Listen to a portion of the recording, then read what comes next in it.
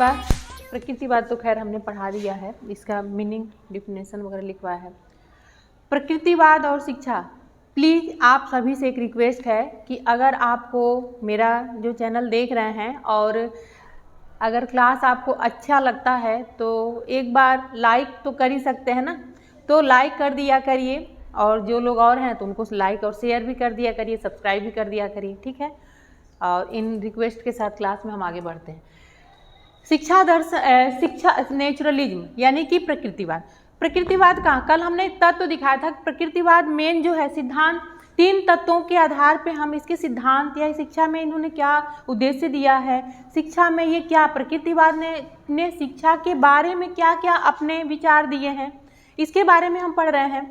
तो थोड़ी सी 3 चीज़ें हम बता दें आप लोगों को कि किसी भी दर्शन का 3 चीज़ें, तत्व मीमांसा, ज्ञान मीमांसा और आचार या मूल्य मीमांसा, ये 3 चीज़ें ही हर दर्शन के बारे में वही डिसाइड करते हैं कि उनके विचार क्या हैं, ठीक है। वही उनके मेन तत्व हैं। तत्व मीमांसा जो उस दर्शन के तत्व हैं कि तत्व किसको मानते हैं। तो चूंकि प्रकृतिवाद जो है हम इसकी पढ़ रहे हैं, तो ये प्रकृतिवाद प्रकृति को ही तत्व मानता है, क्योंकि इनका कोई ऐसा कोई अध्यात्म, ईश्वर, आत्मा, परमात्मा इस तरह का कोई तत्व नहीं है, ठीक है। तो प्रकृति, अब प्रकृति भी कैसा, भौतिक, प्रकृतिजन सत्ता, और वो भी कैसा, भौतिक प्रकृतिवाद। भौतिक, जो भौतिक सत्ता जो है, भौतिक यानी कि क्या हो गया, भौतिक यानी कि पदार्थजन,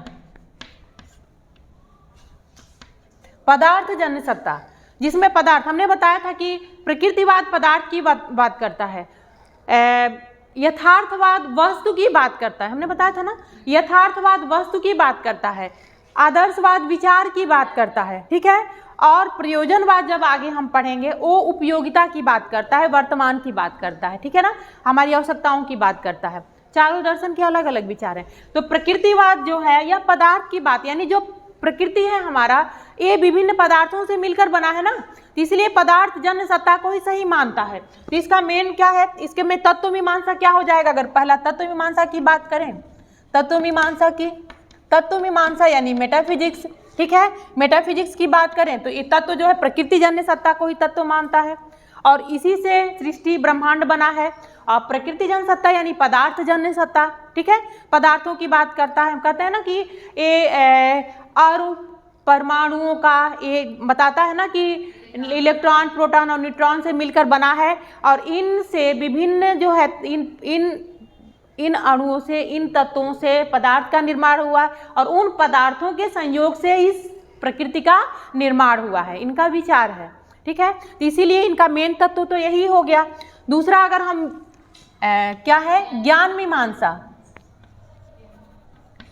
ज्ञान मीमांसा की बात करें, ज्ञान मीमांसा, तो ज्ञान मीमांसा में क्या कहता है, जो प्रकृति के माध्यम से जो हमें ज्ञान प्राप्त हो वही सत्य है, वही सही ज्ञान है, यानी वही ज्ञान है, यानी प्रकृति के माध्यम से ही,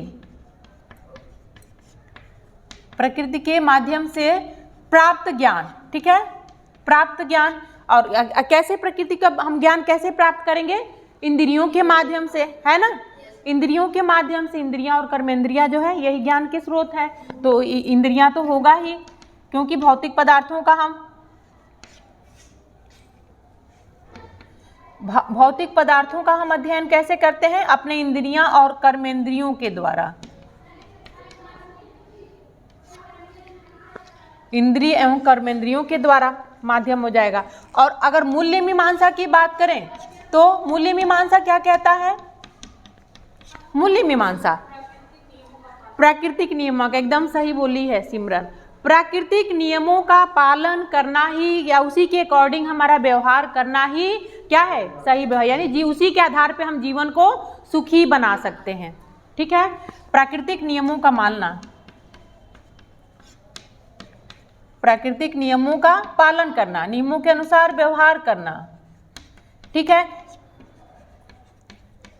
और उन्हीं के अनुसार आचरण करना, वही, क्योंकि ये नैतिक नहीं मानते हैं, किसी प्रकार के ऐसा मूल्य या ऐसा दर, इस तरह के विचार नहीं है। जो प्रकृति हमें सिखाती है और उनके अनुसार जो हमारा व्यवहार होगा वही जो होगा वही अनुशासन है, वही हमारे मूल्य हैं, वही हमारे नैतिकता हैं, ठीक है, 3 बातें करता है। अब इनके आधार पे इसके दर्शन का भी हमने कल व्याख्या किया था कि दर्शन प्रकृतिवाद कहता है, अगर इसके सिद्धांतों की बात करें हम तो प्रकृतिवाद कहता है कि प्रकृति जन्य सत्ता ही वास्तविक है, पदार्थ जन्य सत्ता ही वही वास्तविक है, किसी प्रकार का आध्यात्मिक सत्ता नहीं है। ठीक है, आत्मा और परमात्मा कोई भी इस तरह का तत्व नहीं है। हमारा जो मन है, मन जो है यह एक ऐसा पदार्थ है जिसके माध्यम से क्रियाशील पदार्थ है जो हमारे शरीर के या हमारे जो है शरीर को संचालित करता है। ठीक है, मन को भी एक क्रियाशील पदार्थ के रूप में मानते हैं। ठीक है, और इसलिए और विभिन्न स्नायुओं से या जो है हमारे शरीर के जो अंदर इंटरनल पार्ट हैं उनके माध्यम से संचालित होता है। इसलिए मन क्या है, ये पदार्थ है। ठीक है, एक क्रियाशील पदार्थ है जो स्वचालित होता है, जो चलता है, जिसके माध्यम से हम ज्ञान प्राप्त करते हैं। तो इसलिए कि क्या कहते हैं, प्रकृति के माध्यम से ही व्यवहार सीखा जा सकता है। छात्र को कहते हैं प्रकृति जन्य सत्ता के माध्यम, यानी प्रकृति के माध्यम से छात्र सीख सकता है और छात्र को प्रकृति में स्वतंत्र छोड़ दिया जाए। तो इसलिए स्वतंत्र सीखने की बात करते हैं, छात्रों के बालकों को स्वतंत्र जो है सीखा जाए। ठीक है, उनको किसी प्रकार का प्रेशर से या किसी प्रकार के दबाव से या उनको जबरदस्ती मारपीट के नहीं सिखाया जा सकता। तो इसीलिए इस तरह की विधियों का प्रयोग करते हैं। ठीक है, यह मनुष्य को मानव को एक पदार्थ मानते हैं और विभिन्न इसकी उत्पत्ति कैसे हुई है, विभिन्न पदार्थों की उससे धीरे धीरे। तो सबसे सर्वश्रेष्ठ पदार्थ कौन है, सर्वश्रेष्ठ जो है प्राणी कौन है, मनुष्य है। ठीक है, मनुष्य मानते हैं। और इन्होंने और क्या थॉट दिया, और भी विचार कल हमने बताया था। तो कहने का मतलब ये है कि इनका टोटल जो है प्रकृतिवादी जो है प्रकृति को ही संपूर्ण मानते हैं। सभी तत्व प्रकृति से ही उत्पत्ति हुई है और सारे की जो है ये ब्रह्मांड की जो रचना है प्रकृति के माध्यम से ही हुआ है। ठीक है, इससे ऊपर कोई भी इस तरह का ना कोई ईश्वर है, ना आत्मा है, ना परमात्मा, ना आध्यात्मिक तत्व है। ठीक है, ये तो आज चला, ये आज डिस्टर्ब होगा क्योंकि कार्यक्रम हो रहा है ना, आज जो है कार्यक्रम है, इसीलिए सारे शिक्षा के उद्देश्य क्या है। अगर प्रकृतिवादियों की विचार को देखें तो इन्होंने शिक्षा के क्या क्या उद्देश्य माने हैं। प्रकृति के अनुसार व्यवहार करना शिक्षा के क्या होगा उद्देश्य पहला, क्योंकि प्रकृति ही सब कुछ है, शिक्षक है, प्रकृति के माध्यम से ही हमें सीखना है। प्रकृति ने ही इस संपूर्ण ब्रह्मांड का रचना हुआ है। ठीक है, तो प्रकृति क्या है, प्रकृति के माध्यम से ही हम सीख सकते हैं। पहला उद्देश्य मनुष्य क्या है, प्राकृतिक जीवन जीने योग्य बनाना। पहला, प्राकृतिक जीवन जीने योग्य बनाना।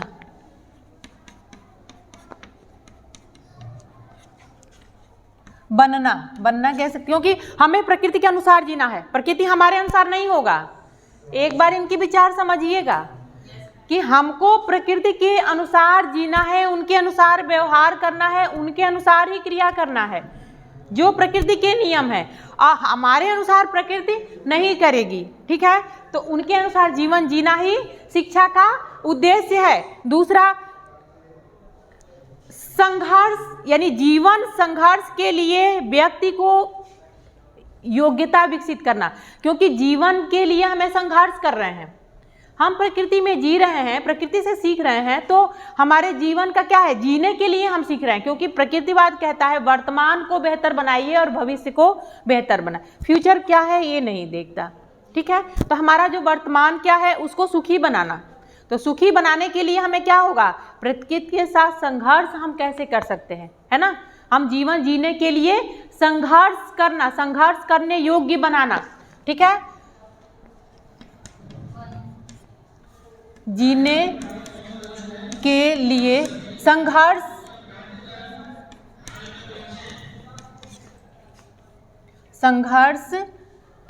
करने की योग्यता विकसित करना, योग्यता विकसित करना।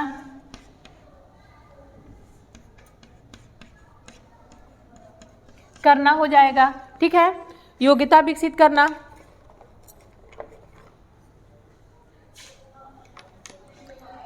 जो पर्यावरण या जो भी हमारा जो प्रकृति है उसके अनुसार व्यवहार करना, जीवन जीने के लिए, यानी उसके अनुसार अपना जीवन उसके अनुकूल बनाना।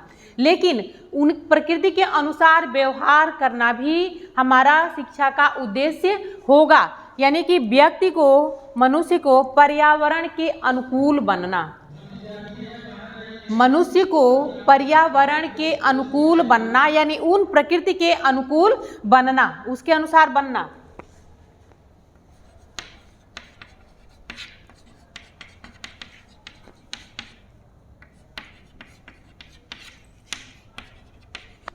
अनुकूल बनना।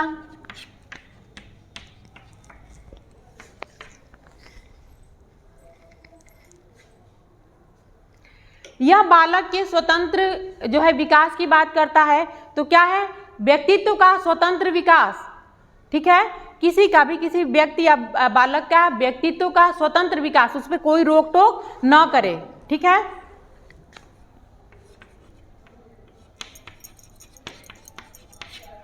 व्यक्तित्व का स्वतंत्र विकास, विकास करना। बालक के नैसर्गिक शक्तियों का विकास करना।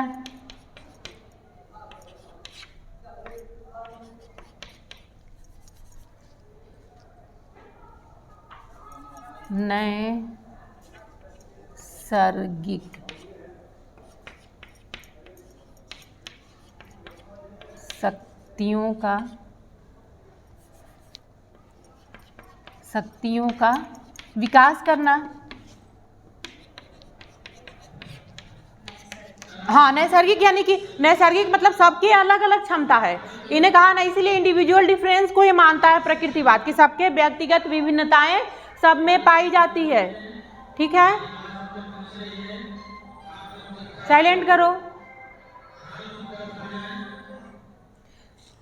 सबके व्यक्तिगत विभिन्नताएं पाई जाती हैं, तो उनके अनुसार उनके व्यक्तित्व का विकास हो। ये नहीं कि अगर प्रकृति के माध्यम से हम सीखेंगे तो सब लोग अपना अपना स्वतंत्र सीखेंगे, तो सबके अपने अपने क्षमता के अनुसार विकास होगा ना। ठीक है, तो वैसे नैसर्गिक शक्तियों का विकास करना। और इंद्रियों का प्रशिक्षण होगा, इसमें भी इंद्रिय प्रशिक्षण करना, क्योंकि इंद्रियों का प्रशिक्षण होगा तभी तो हम प्रकृति के बारे में, चाहे पदार्थ के बारे में अध्ययन कर सकते हैं। ठीक है, इंद्रियों का भी विकास करना। लिख नहीं रहे हैं बेटा? लिख लो आप लोग, लिख लो आप लोग। इंद्रियों का विकास करना, इंद्रियों का प्रशिक्षण।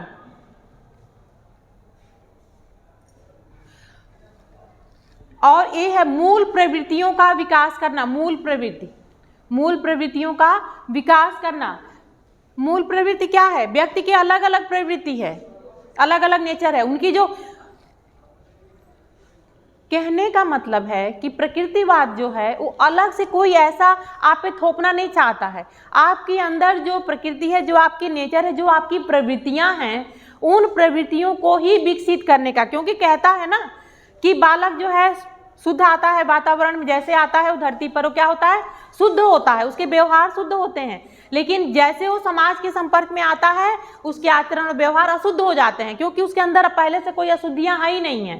ठीक है, ये मानता है। इसलिए उनके स्वतंत्र, जैसे उनकी जो है उन सारी मूल प्रवृत्तियां जो पहले से शुद्ध हैं, उन्हीं का विकास किया जाए, उनकी प्रवृत्तियों का विकास किया जाए, ये बात करता है। ठीक है, ये हो गया शिक्षा के उद्देश्य। क्या हो गया? शिक्षा के एम्स हम पढ़े, शिक्षा के उद्देश्य। अब अगली तरफ चले। लिख लिया सबने?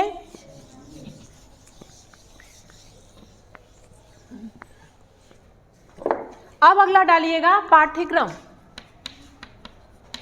किसका पाठ्यक्रम की बात कर रहे हैं? प्रकृतिवाद के। करिकुलम, पाठ्यचर्या कह सकते हैं, करिकुलम कर सकते हैं। क्योंकि इन्होंने प्रकृति के माध्यम से सीखने की बात करता है, तो अनुभवजन्य अधिगम की बात करेंगे। क्योंकि जाके बच्चा खुद सीखेगा, खुद करेगा, तो अनुभव प्राप्त करेगा ना। तो अनुभव के माध्यम से, तो अनुभव किसका हम लेंगे? अनुभव हम किसका लेंगे? जिसका हमें अनुभव ले सकते हैं। अब हम अनुभव किसका लेंगे? विज्ञान के विषयों का, है ना। अनुभव जो प्रकृति में जाके हम सीखेंगे जिन चीज़ों का, तो क्या वो प्रस्तुत होना चाहिए ना वो चीज़ें। उसी पे तो हम करके सीखेंगे, उसी के बारे में तो हम जब उसके संपर्क में जाएंगे तो सीखेंगे। तो प्रकृतिवाद जो है वैज्ञानिक विषयों को ज़्यादा महत्व देता है। यह इम्पोर्टेंस यानी कि इसका जो है फिजिक्स, बायोलॉजी, जूलॉजी, बॉटनी, इन सारे विषयों को ज़्यादा महत्व देता है। उसके अकॉर्डिंग मैथ्स के या लिटरेचर वगैरह का उससे कम वैल्यू देता है। ठीक है, उन विषयों को ज़्यादा महत्व देता है जो अनुभव से या जो प्रैक्टिकली प्रयोग करके बच्चा सीख सके। ठीक है, उन विषयों को ज़्यादा महत्व देता है। करिकुलम में लिखिएगा, पाठ्यक्रम में शारीरिक क्रियाओं पर बल देता है। शारीरिक क्रियाओं पर बल,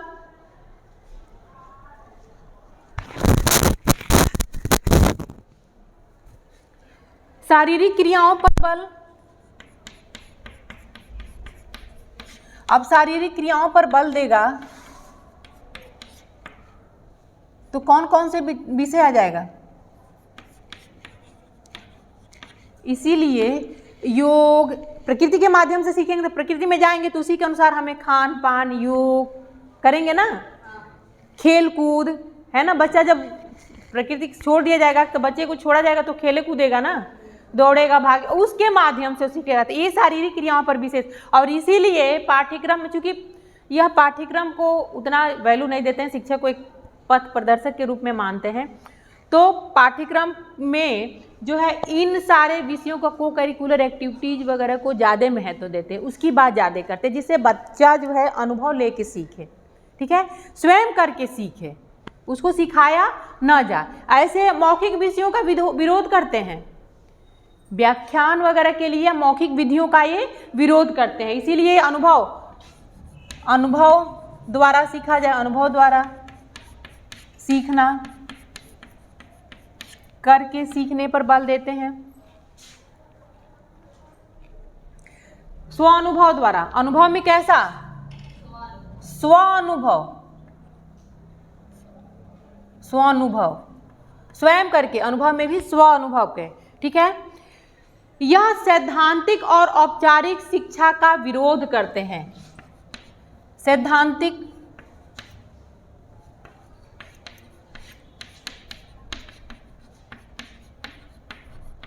औपचारिक शिक्षा का विरोध करते हैं।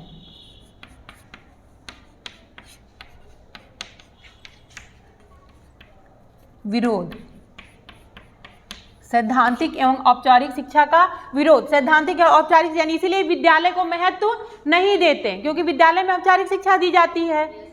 इसलिए प्रकृतिवादी विचारक जो हैं वह विद्यालय को महत्वपूर्ण नहीं मानते हैं। ठीक है, और विषयों में यह अभी हमने बताया ना कि वैज्ञानिक व जिसमें करके सीखा जाए उन विषयों को ज़्यादा महत्व देते हैं। इसलिए शारीरिक विज्ञान, नोट करिए, शारीरिक विज्ञान, स्वास्थ्य विज्ञान, शारीरिक विज्ञान, स्वास्थ्य विज्ञान, स्वास्थ्य विज्ञान,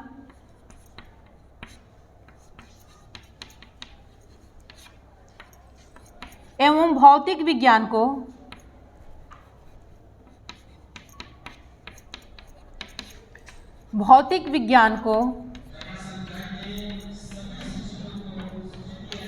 विज्ञान को विशेष महत्व देते हैं।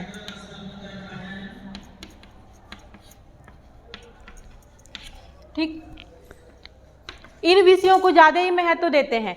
हालांकि क्योंकि शारीरिक क्रियाओं पर आधारित विषयों को, आगे लिख लीजिएगा, शारीरिक क्रियाओं पर आधारित विषयों को विशेष महत्व, उसी में लिख लीजिएगा।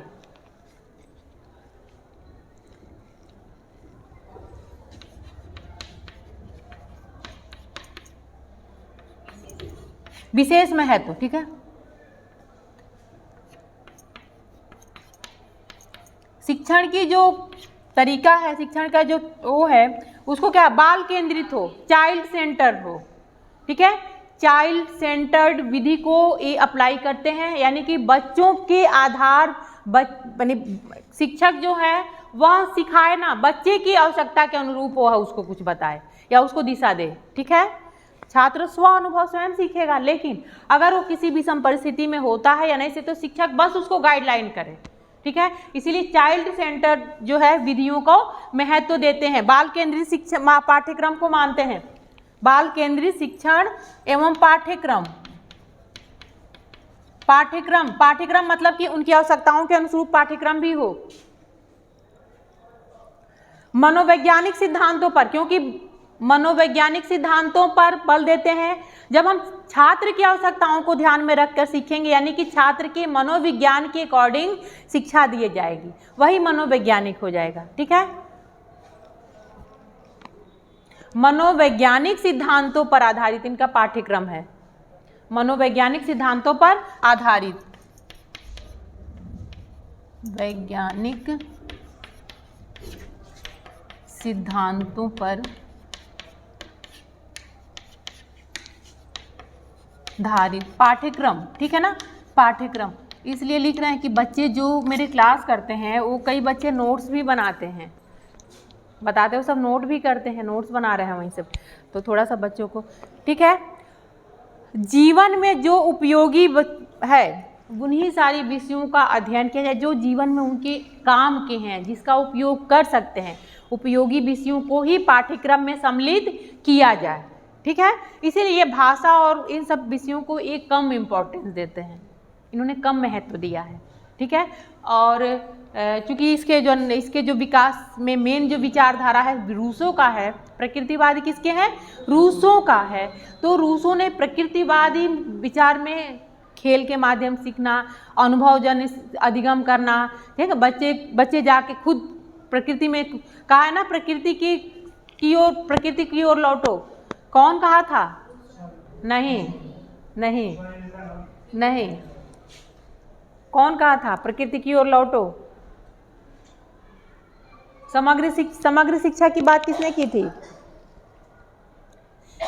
अरे स्वामी विवेकानंद के रविंद्रनाथ टैगोर ने, है ना, प्रकृतिवादी विचारक थे। ठीक है, प्रकृति की ओर रूसों का कहना था कि बच्चे को प्रकृति की गोद में छोड़ दिया जाए, प्रकृति स्वयं उसे ही, नेचर स्वयं उसको सिखा देगी। उन्होंने शिक्षक, विद्यालय और पाठ्यक्रम इन सब चीज़ों का खंडन किया था। ठीक है, और इसीलिए वह सहशिक्षा के भी विरोधी थे, प्रकृतिवादी सहशिक्षा के भी विरोधी रहे हैं।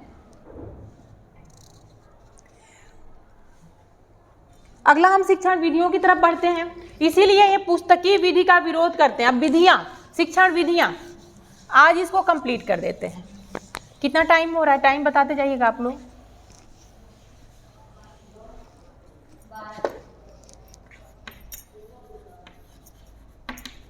टीचिंग मेथड,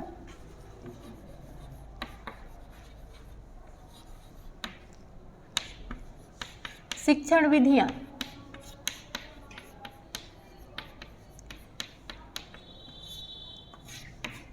अब अभी हमने बताया कि अनुभवजन्य विधियों का ये सपोर्ट करते हैं। पहली बात तो ये पुस्तक का विरोध करते हैं, मौखिक विधि का विरोध करते हैं। यानी पुस्तक के महत्व को इनके में कोई महत्व नहीं दिया है।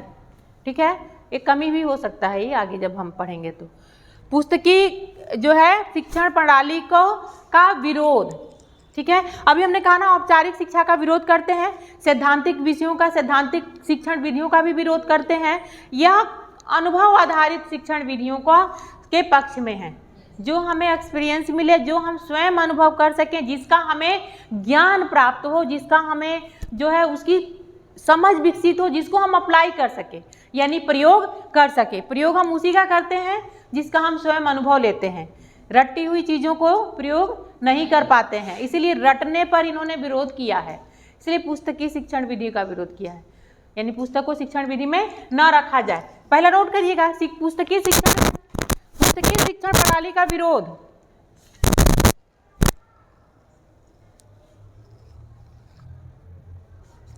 और रटने का भी इसलिए विरोध करते हैं। और टीचिंग मेथड में देखा जाए तो करके सीखने पर बल देते हैं।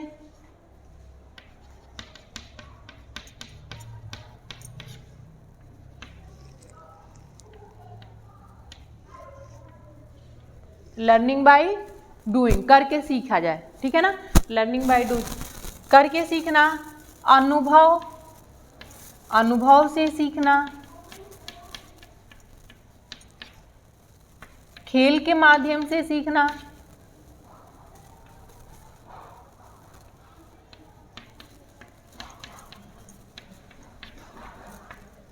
खेल से सीखना, प्रयोग, निरीक्षण करके सीखना, निरीक्षण,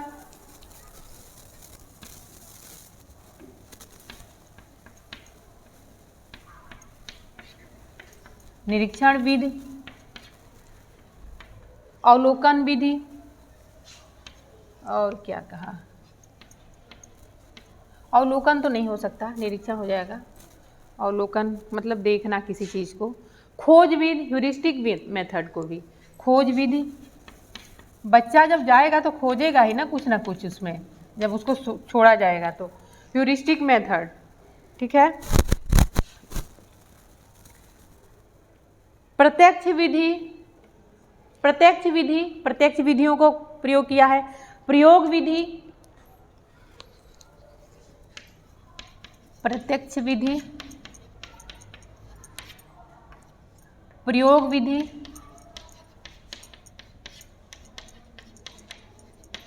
डाल्टन विधि,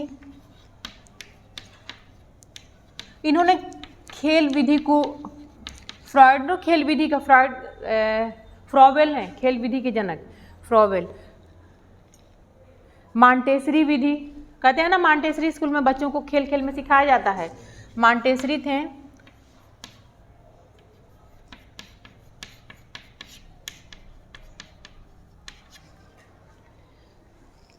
कहने का मतलब इनका ये है कि जो भी शिक्षण विधियां प्रयोग किए जाएं वो सारी विधियां प्रयोग एवं छात्र के स्व अनुभव पर आधारित हो, ठीक है, बस इतना समझ जाइएगा कि इनका टोटल यही विचार था। अब अगला हम शिक्षक के बारे में, अभी हमने बताया ना शिक्षक क्या क्या कहा है, रोल है इनमें, शिक्षक क्या है,